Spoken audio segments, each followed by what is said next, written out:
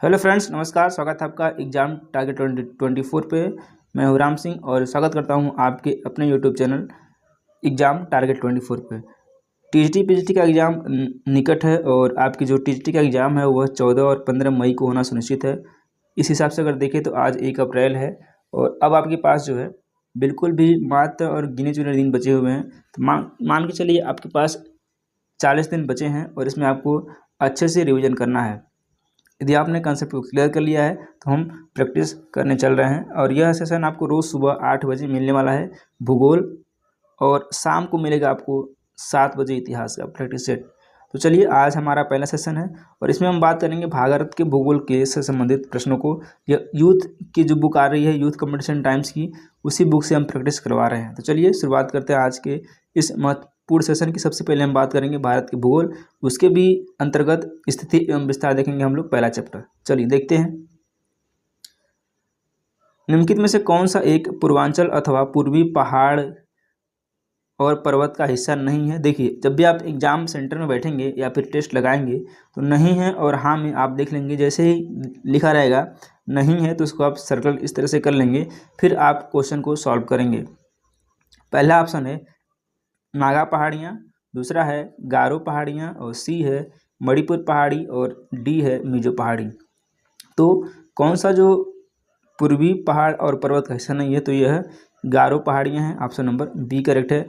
आइए इसकी व्याख्या देख लेते हैं। आप जब भी वीडियो को देखें तो आप एक पेन और पेपर जरूर लिख बैठें, जिससे कि कुछ ऐसे इन्फॉर्मेशन होंगे जो आपको नहीं पते होंगे तो आप उसको नोट कर सकते हैं। गारो पहाड़ियाँ पूर्वांचल अथवा पूर्वी पहाड़ और पर्वत का हिस्सा नहीं है, जबकि पटकाई बूम, नागा पहाड़ियाँ, मणिपुर पहाड़ियाँ, मिजो तथा लुसाई पहाड़ियाँ पूर्वी पहाड़ियों का हिस्सा हैं। इस पहाड़ियों पर रहने वाली जनजातियाँ झूम अथवा स्थानांतरी कृषि करती हैं। मणिपुर घाटी के मध्य लोकटक झील स्थित है और यह चारों ओर से पहाड़ियों से घिरी हुई है। यहाँ से एक क्वेश्चन ये बनता है कि जो जातियाँ गारी पहाड़ियों पर रहती हैं वो कौन सी कृषि करती हैं? तो यह झूम या फिर स्थानांतरित कृषि करती हैं। इस तरह से ऑप्शन नंबर इसका बी करेक्ट है। अगला क्वेश्चन देख लेते हैं। भारत के कितने राज्य तट रेखा पर स्थित हैं? तो ये काफ़ी घिसा पिटा क्वेश्चन है और इस क्वेश्चन को आप अच्छी तरह से जानते होंगे। जो भारत के राज्य हैं, 9 राज्य हैं जो तट रेखा पर स्थित हैं। ऑप्शन नंबर बी करेक्ट है। अब वो राज्य कौन कौन से हैं कभी कभी पूछ लेगा। सबसे ज़्यादा तट रेखा, सबसे लंबी तट रेखा वाला राज्य कौन सा है? तो वो गुजरात है। आइए इसकी व्याख्या देख लेते हैं। भारत के 9 राज्य तट रेखा पर स्थित हैं, अर्थात गुजरात है, महाराष्ट्र है, गोवा है, कर्नाटक है, केरल है, तमिलनाडु है और आंध्र प्रदेश है। उड़ीसा तथा पश्चिम बंगाल 9 राज्य हैं। ये क्या है? समुद्र तट के किनारे बसा हुआ है या फिर समुद्र तट से लगे हुए हैं। भारत का जो कुल क्षेत्रफल है वह है 32,87,263 वर्ग किलोमीटर है, जो कुल क्षेत्रफल का 2.4% है। भारत की आकृति कैसी है? तो आकृति जो है चतुर्भुजाकार है। इसका उत्तर दक्षिणी विस्तार 3,214 किलोमीटर है, यानी कि ऐसे जो विस्तार है वो 3,214 किलोमीटर है, और पूर्व से पश्चिम का इसका विस्तार जो है वो 2,993 किलोमीटर है, 2933, सॉरी, जिनके बीच का अंतर जो है मात्र 281 किलोमीटर का है। तो क्षेत्रफल की दृष्टि से भारत सबसे बड़ा देश रूस है, यानी कि अगर देखा जाए क्षेत्रफल में तो भारत जो है 7वें स्थान पर आता है। चलिए अगला क्वेश्चन देख लेते हैं। निम्नलिखित में से किस राज्य की सबसे लंबी तट रेखा है? अभी अभी आपने देखा है तो गुजरात की है। ऑप्शन नंबर डी करेक्ट है। अगला क्वेश्चन लेते हैं। देखिए यहाँ पे कुछ राज्य दिए गए हैं जो तट रेखा में सबसे अधिक हैं। देखिए भारत के तट रेखा की कुल लंबाई कितनी है? ये जो है 7,516 किलोमीटर है, और भारत की तट रेखा को स्पर्श करने वाले कुल 9 राज्य हैं और 4 केंद्र शासित प्रदेश हैं। तो कभी भी पूछ सकता है कि भारत की तट रेखा को स्पर्श करने वाले जो केंद्र शासित प्रदेश हैं वो कितने हैं? तो 4 हैं। कौन कौन से हैं? तो पहला अंडमान निकोबार है, ठीक है। देखिए अंडमान निकोबार है, यह केंद्र शासित है, और गुजरात, आंध्र प्रदेश। तो गुजरात की लंबाई कितनी है? 1215 किलोमीटर है, ठीक है। चलिए अगला क्वेश्चन देख लेते हैं। कर्क रेखा निम्नलिखित में से भारत के किस एक राज्य से होकर नहीं गुजरती है? यहाँ भी नहीं पूछा गया है। त्रिपुरा, मिजोरम, मणिपुर या फिर पश्चिम बंगाल। तो जो कर्क रेखा है भारत के 8 राज्यों से होकर गुजरती है। उसके लिए एक ट्रिक है, गुराम छजा पत्रिमी ये क्रम से हैं। गु से गुजरात, र से राजस्थान, म से मध्य प्रदेश, छ से छत्तीसगढ़, ज से झारखंड हो जाएगा, यहाँ झ होगा झारखंड, प से पश्चिम बंगाल, त्रि से त्रिपुरा, मे से मिजोरम। तो ये 8 राज्य हैं जिसमें सबसे बड़ा जो सबसे लंबी रेखा गुजरती है कर्क रेखा, वो गुजरात से होकर गुजरती है। सॉरी, लंबी नहीं, ये क्रम से हैं पश्चिम से पूर्व। यहाँ पे देख सकते हैं आप, इस तरह से। अगला क्वेश्चन लेते हैं, भारत के सर्वेक्षण विभाग की स्थापना किस वर्ष में हुई थी? 1667, 1767, 1867 या फिर 1967?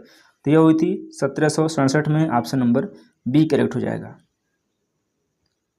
अगले क्वेश्चन पे आते हैं, अंडमान निकोबार द्वीप समूह किसके द्वारा अलग होता है? 10 डिग्री चैनल, डूरंड रेखा, 8 डिग्री चैनल या फिर रेड क्लिफ रेखा? यह अलग होता है 10 डिग्री चैनल द्वारा। ऑप्शन नंबर ए करेक्ट हो जाएगा। देखिए, आज देख लेते हैं इसकी व्याख्या। देखिए, अंडमान निकोबार द्वीप समूह में कुल 572 छोटे द्वीप, बड़े द्वीप हैं, यानी कि छोटे और बड़े द्वीप मिला के कितने हैं?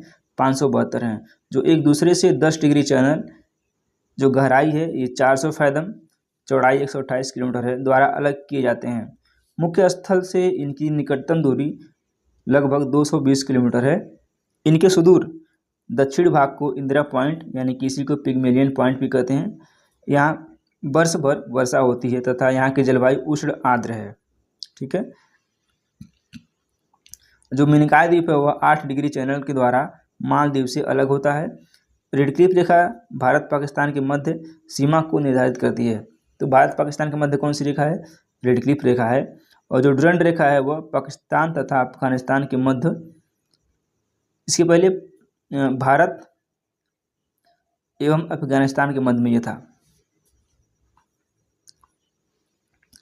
निम्नलिखित में से किस राज्य में शहरों की संख्या सबसे अधिक है? तो यह उत्तर प्रदेश में है। ऑप्शन नंबर ए करेक्ट है। भारत का उत्तर दक्षिणी विस्तार कितना है? उत्तर से दक्षिण यानी कि नॉर्थ टू साउथ। ये नॉर्थ है, ये साउथ है, ये ईस्ट है और ये वेस्ट है। तो उत्तर से दक्षिण कितनी है? तो यह 3214 किलोमीटर है। ऐसे कितना है? 3214 किलोमीटर है। और पूर्व से पश्चिम कितना है? तो ये वाली लंबाई कितनी है? 2933 किलोमीटर है। तो भी आपको ध्यान रखना है, यानी कि ये लंबाई हो गई और ये चौड़ाई हो गई। अगला क्वेश्चन देखते हैं। अरब सागर में स्थित द्वीपों यानी भारत की सबसे महत्वपूर्ण विशेषता क्या है? सभी कोरल मूल के हैं, सभी आकार में बहुत छोटे हैं, इनकी जलवायु बहुत शुष्क है। तो यह कैसे हैं? देखिए, यह जो है सभी कोरल मूल के हैं। ऑप्शन नंबर ए करेक्ट हो जाएगा। अगले क्वेश्चन पे आते हैं। लक्षद्वीप क्या है? ज्वालामुखी उत्पन्न द्वीप है, प्रवाल उत्पन्न है या फिर विवर्तनिक उत्पन्न है या फिर कछारी उत्पन्न है? तो जो लक्षद्वीप है वह प्रवाल से उत्पन्न है, यानी प्रवाल उत्पन्न द्वीप है। ऑप्शन नंबर बी करेक्ट है। भारतीय मानक रेखा 82.5 डिग्री यानी कि 82 डिग्री 30 मिनट निम्नलिखित में से किस राज्य से होकर नहीं गुजरती है? नहीं लिखी, पूछा गया है। आंध्र प्रदेश, छत्तीसगढ़, मध्य प्रदेश, तमिलनाडु। तो एक आप ट्रिक याद रखिए, यू मोका। ठीक है। यू से उत्तर प्रदेश, एम से मध्य प्रदेश, ओ से उड़ीसा, सी से छत्तीसगढ़, ए से आंध्र प्रदेश, यानी कि 5 राज्यों से होकर गुजरती है। किससे होकर नहीं गुजरती है? तमिलनाडु से होकर नहीं गुजरती है। ऑप्शन नंबर डी करेक्ट हो जाएगा। अगला क्वेश्चन देख लेते हैं। निम्नलिखित स्थानों में से कौन दक्षिण का चेरापूंजी के नाम से जाना जाता है? शिमोगा, मासिनराम, अगुम्बे या फिर अंबाली? तो यह जो है अगुम्बे हो जाएगा। ऑप्शन नंबर सी करेक्ट है। देखिए, ये जो क्वेश्चन है वो किसी न किसी एग्जाम में आए हैं, चाहे वो टीजीटी का हो या फिर पीजीटी का हो या फिर किसी भी और स्टेट के टीजीटी पीजीटी का एग्जाम हो, ये सारे के सारे एग्जाम में आए हुए क्वेश्चन हैं। देखते हैं, निम्नलिखित में से कौन सी भारतीय तटरेखा की लंबाई, तटरेखा की लगभग लंबाई 1000 किलोमीटर में है? तो कौन सी है? ऑप्शन नंबर सी करेक्ट हो जाएगा। 7 हो जाएगा। भारतीय तट रेखा की कुल लंबाई लगभग 7,516.6 किलोमीटर है और भारत के मुख्य भूमि से लगी तट रेखा की कुल लंबाई 6,100 किलोमीटर है।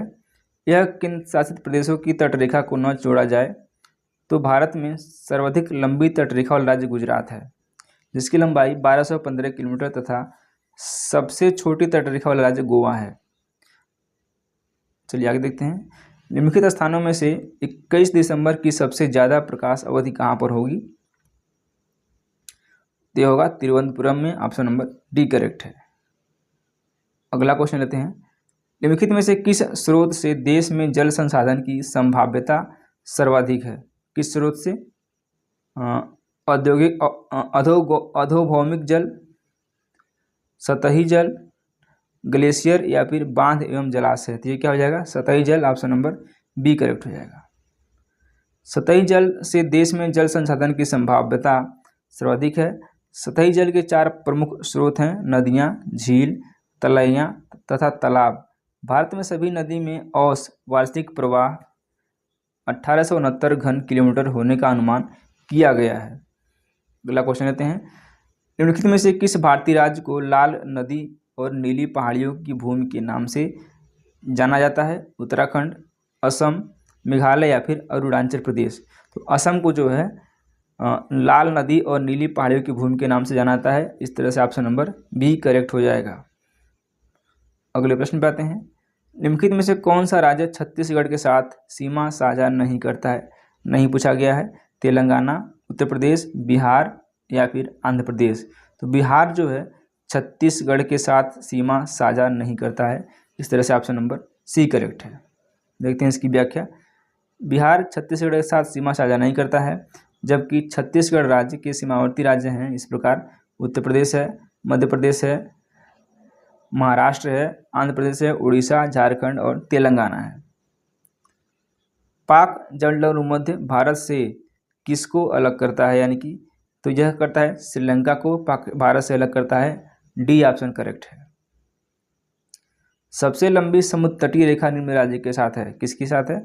गुजरात साथ है। हमने इसके पहले भी देखा हुआ है इस क्वेश्चन को। तो चलिए, इस जैसा कि आपको पता है कि टीजीटी के एग्जाम में अब ज़्यादा दिन नहीं बचे हैं। जितने दिन आपको मिल रहे हैं उसको अच्छे से प्रैक्टिस कीजिए। जिस टॉपिक का आपका कंसेप्ट क्लियर नहीं है उसको आप क्लियर कीजिए, देन आप प्रैक्टिस कीजिए। और इस वीडियो में बात कर रहे हैं रोज़ आपको सुबह 8 बजे मिलता है भूगोल का प्रैक्टिस सेट, जिसमें हम सबसे पहले भारत का भूगोल कवर कर रहे हैं और इसमें भी हम पहले टॉपिक लिए हैं स्थिति और विस्तार से संबंधित क्वेश्चनों को। आज हमारा प्रैक्टिस सेट नंबर 2 है। तो चलिए शुरुआत देखते हैं आज के इस महत्वपूर्ण सेशन को। आप कमेंट बॉक्स में कमेंट कीजिएगा कि आप कितने क्वेश्चन इसमें से अच्छे से सही कर पा रहे हैं।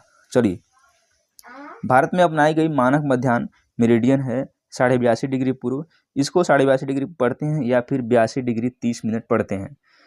84 डिग्री 30 मिनट पूर्व, 82.5 डिग्री पश्चिम या फिर 84.5 डिग्री पश्चिम। तो जो भारत की मध्याह्न या फिर मानक रेखा है वह है 82.5 डिग्री पूर्वी, यानी कि 82 डिग्री 30 मिनट। इस तरह से ए ऑप्शन करेक्ट हो जाएगा। अब देखिए, ये भारत में अपनाई गई मानक मध्याह्न 82.5 डिग्री पूर्व है, जो भारत के लगभग मध्य में स्थित प्रयागराज जो नैनी मिर्जापुर से गुजरती है। साथ ही यह रेखा छत्तीसगढ़ के जबलपुर, बिलासपुर तथा महासमुंद के पास से भी गुजरती है। यह रेखा भारत के उत्तर प्रदेश, मध्य प्रदेश, छत्तीसगढ़, उड़ीसा तथा आंध्र प्रदेश से होकर भी गुजरती है। देखिए, जो भारत के 5 राज्यों से होकर गुजरती है उसका एक ट्रिक है यू मोका। इसे आप इसको याद कर सकते हैं, यू मोका। उत्तर प्रदेश, मध्य प्रदेश, उड़ीसा, छत्तीसगढ़ और ये आंध्र प्रदेश, ये क्रम से है। इसको आप याद कर लीजिए। कई बार होता क्या है कि पूछ लेगा इनमें से किस राज्य से होकर मध्याह्न रेखा नहीं गुजरती है, तो इसमें ये आपको हेल्प करेगा उसके लिए। चलिए अगले क्वेश्चन को लेते हैं। निम्नलिखित में से कौन सा शहर कर्क रेखा के सबसे पास में है? भोपाल, जबलपुर, भुज या फिर रांची। तो सबसे पास में क्या है? जबलपुर है। ऑप्शन नंबर बी करेक्ट हो जाएगा। आइए देख लेते हैं। देखिए, जो ये क्वेश्चन दिया गया है वह कर्क उस टाइम की बात है, 2017 की बात है। उस समय कर्क रेखा के सबसे समीप जबलपुर है और रांची 23.5 डिग्री 11 मिनट अक्षांश पर स्थित है। और भारत में कर्क रेखा 8 राज्यों से होकर गुजरती है। कौन कौन सा है? गुजरात है, राजस्थान है, मध्य प्रदेश है, छत्तीसगढ़ है, झारखंड है, पश्चिम बंगाल है और त्रिपुरा है, मिजोरम है। ठीक है, लेकिन जो आयोग ने माना था इसका उत्तर जबलपुर ही माना था। ठीक, भारत में कर्क रेखा कितने राज्यों से होकर गुजरती है? यही ऊपर वाला क्वेश्चन है। तो 8 राज्यों से गुजरती हैं।